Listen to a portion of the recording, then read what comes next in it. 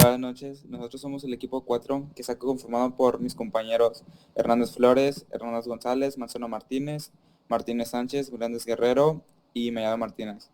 Y en esta noche vamos a hablar acerca de todos los temas que vimos en la tercera unidad de la asignatura de física.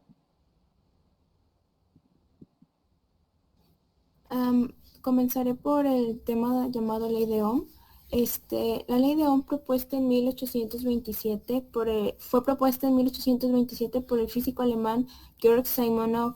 Establece que la intensidad de la corriente eléctrica que pasa por un conductor es directamente proporcional al voltaje e inversamente proporcional a la resistencia eléctrica que presenta. Dicha ley solo es aplicable en circuitos o dispositivos que trabajen con corriente continua.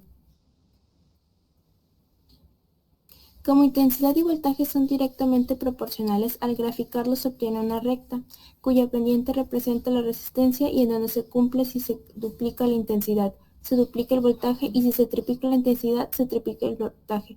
Como pueden ver en la gráfica que está en la parte izquierda, ahí se puede ver la relación entre corriente y voltaje, que es la resistencia.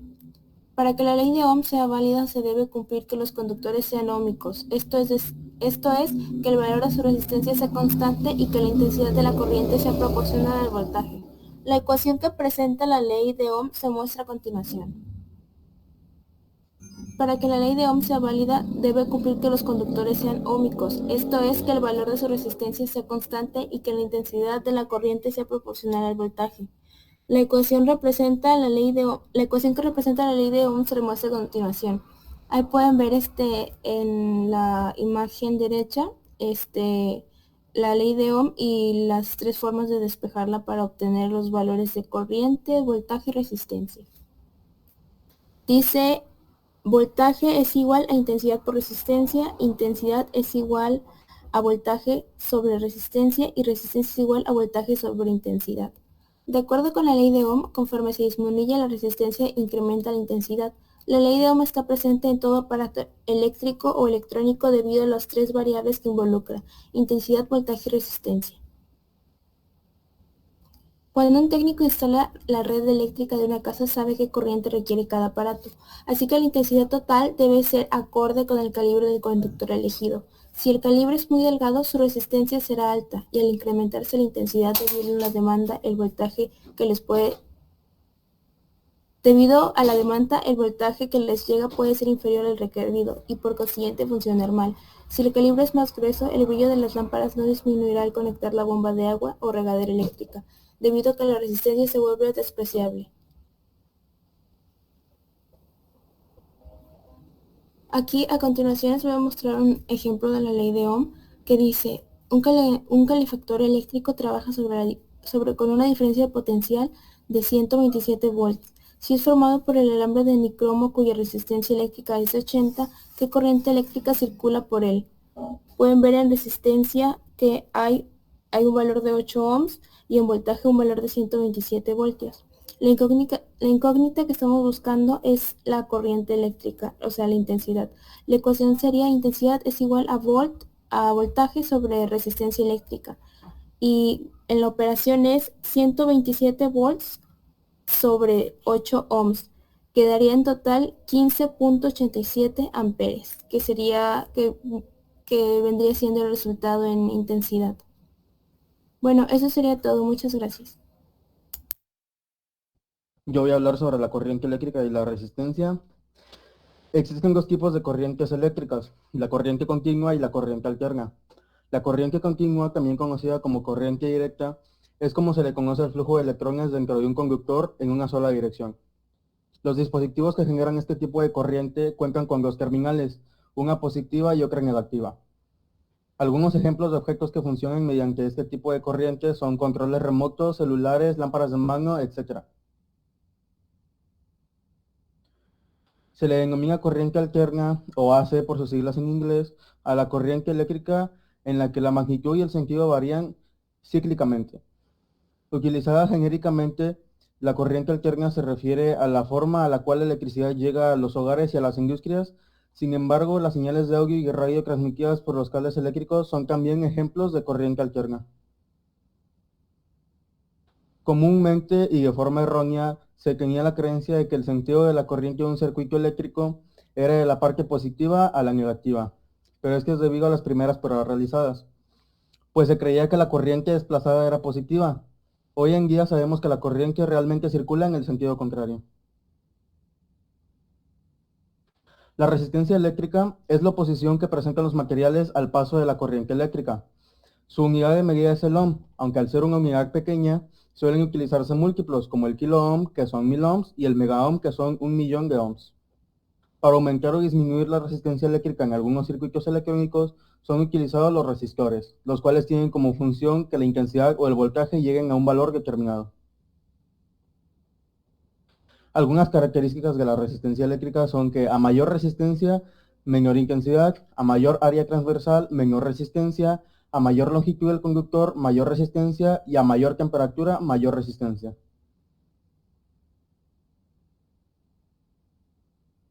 Potencia eléctrica. La potencia eléctrica se define como la rapidez con la carga eléctrica que efectúa el trabajo en la unidad de tiempo. La unidad de potencia eléctrica es el watt. Este nombre es debido a James Watt, que nació en 1736 y murió en 1819. Este fue un científico escocés que trabajó en la fabricación de las máquinas a vapor de doble efecto y la calefacción a vapor. Un ejemplo de esto vendría siendo que el funcionamiento de un motor de un juguete se necesita poca potencia eléctrica, ya que este es de juguete, en diferencia a la de el motor de una bomba de un agua, ya que este necesita mucha más potencia eléctrica que el motor de juguete. Al momento de que nosotros elegimos un foco nuevo, ya que se fundió o rompió, etcétera, al momento de ir a comprar a la tienda, nosotros nos guiamos por su potencia. En este caso vendría siendo 65 watts o 75 watts, ya que entre mayor potencia eléctrica circula, ilumina más el foco. En México, la Comisión Federal de Electricidad, o también llamada CFE, es la encargada de vender la electricidad. Por tanto, se debe saber cuánto fue consumido y para esta dicha tarea se efectúa el medidor de luz. A cada cliente se le cobra según la cantidad de trabajo que efectúa la energía consumida, o sea, su potencia eléctrica. Las lámparas fluorescentes alcanzan una eficiencia del 20%. Por eso son las más recomendadas para el hogar, oficinas, locales de trabajo. Estas permiten ahorrar energía y no son dañinas. Y para sacar la potencia eléctrica, sus ecuaciones vendría siendo PE es igual a V al cuadrado sobre R, que en este caso vendría siendo PE es igual a potencia eléctrica. V es el voltaje que se mide en volts. R es la resistencia eléctrica que se mide en ohms. Al igual que P es igual a I por V, que es P es por potencia eléctrica, I intensidad y V voltaje. Y al igual que también P es igual a intensidad al cuadrado por resistencia y potencia eléctrica es igual al trabajo realizado entre el tiempo. Un ejemplo para sacar la potencia eléctrica vendría siendo que la potencia eléctrica desarrolla un tostador se requiere funcionar 14 amperes y estar conectado a 127 volts. Aquí lo primero que se tiene que hacer es desglosar los datos, que vendría siendo la intensidad, que se mide en amperes y son 14, el voltaje, que son 127 volts, su incógnita, que es la potencia eléctrica y se mide en watts, que es la que se busca. Su fórmula, que en este caso usaremos la de potencia eléctrica es igual a intensidad por voltaje. Solo si se sustituyen los valores, que intensidad es 14 y voltaje 127 se multiplican, y la potencia eléctrica que requiere el desarrollo del tostador vendría siendo 1778 watts. El efecto Joule es un término comúnmente usado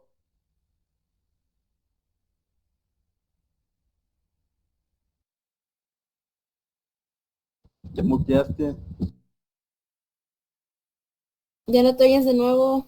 Ok, ¿ya? Pero se apagó la cámara. Sí, es que no puedo con las dos. Es una u otra. Estos efectos físicos no son los mismos, pero todos se mencionan ocasionalmente en la literatura como efecto Joule o ley de Joule. Estos efectos físicos incluyen la primera ley de Joule, una ley física que expresa la relación entre el calor generado y corriente que fluye a través de un conductor. La segunda ley de Joule declara que la energía interna de un gas ideal es independiente de su volumen y presión, dependiendo solo de su temperatura. ¿Qué es el efecto Joule? Es el efecto que se da cuando en un conductor donde circula electricidad, parte de la energía cinética que tienen los electrones se transforma en calor por el choque de los electrones con las moléculas del conductor. Es también conocido con el nombre de calentamiento resistivo u óhmico, el cual describe el proceso en el cual la energía que posee una corriente eléctrica se puede transformar en calor conforme fluye por medio de una resistencia. Para lograr entender cómo funciona el efecto Joule, debemos empezar explicando qué es el calor. El calor vendría siendo el desprendimiento de energía por parte de un sistema que se origina como una consecuencia del movimiento y de las partículas que lo componen. El efecto Joule ocurre cuando se da el desprendimiento de calor estimulado por el movimiento de los electrones o lo que conocemos normalmente la corriente eléctrica por un material determinado. Además, el efecto Joule va a depender de varios aspectos, los cuales son la intensidad de corriente, que se refiere al número de electrones por unidad de tiempo. Cuanto menor sea la resistencia y mayor sea la diferencia de potencial, habrá más cantidad de electrones en movimiento en una unidad de tiempo. La resistencia es la oposición de un elemento al paso de los electrones por el mismo. Cuanto mayor es la resistencia, mayor será el número de obstáculos que presente en el camino del electrón. La diferencia de voltaje o potencial son los encargados de atraer a los electrones del polo positivo al negativo, generando movimiento. Tiempo, entre mayor tiempo transcurra, la cantidad de calor que ha sido generada aumenta y por esta razón también influye. Y distancia se refiere a la influencia de la resistencia, la intensidad y la diferencia de potencial de un circuito. Las ecuaciones para el calor producido por el efecto Joule vendría siendo calor producido es igual a intensidad al corriente al cuadrado por resistencia eléctrica por tiempo, o tendríamos otra fórmula que sería calor producido por efecto Joule sería igual a potencia eléctrica por tiempo.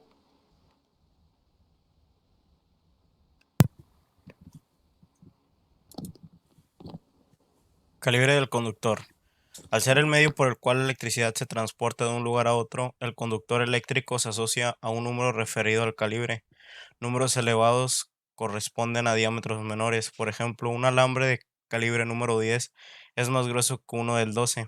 Este último es el más común en las instalaciones eléctricas de las casas. Por seguridad, siempre es deseable que el cableado de las casas no se caliente. Por ello se recurre a un conductor de cobre calibre 12. Por cada 100 milímetros de longitud opone una resistencia de 1, la cual es baja si se compara con la de una lámpara de 100 watts a 127 volts, aproximadamente 161.27. Para conocer la resistencia eléctrica de los materiales con fines técnicos y prácticos, se recurre a la resistividad, definida como la resistencia eléctrica que presenta cada material por metro de longitud al paso de la corriente. Los resistencia por metros son sus unidades en el SI. Algunos valores de resistividad se muestran en la tabla 2.2. La ecuación que permite calcular la resistencia eléctrica en función de la resistividad se muestra a continuación. Es resistencia eléctrica del conductor es igual a resistividad del conductor por longitud del conductor entre el área transversal. El tema de circuitos eléctricos, en específico los circuitos eléctricos en serie. Se llama circuito en serie a un tipo de circuito eléctrico provisto de un único camino para la corriente, que debe alcanzar a todos los bornes o terminales conectados a la red de manera sucesiva, es decir, uno detrás de otro, conectados sus puntos de salida con el de entrada del siguiente. Una definición de circuito en serie es aquel circuito que posee más de una resistividad. resistencia, pero solo un camino a través de la cual fluye la electricidad en electrones. Desde un extremo del circuito, los electrones se mueven a lo largo de un camino sin ramificaciones, a través de las resistencias, hasta el otro extremo del circuito. Todos los componentes de un circuito en serie están conectados de extremo a extremo.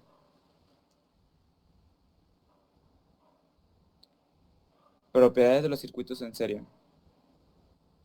La fórmula es RT es igual a R más R2. La tensión final es igual a la suma de las tensiones en cada uno de los destinarios conectados en serie. BT es igual a B1 más B2. Podemos enchufar 2, 3 o los recibidores que queramos en serie.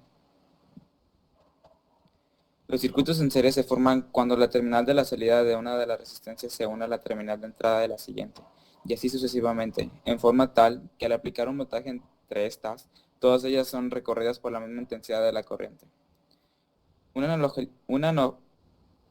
analogía de los circuitos de resistencia en serie son dos depósitos de agua, en los cuales la salida del primero se conecta a la entrada del segundo. Y eso sería todo. Gracias.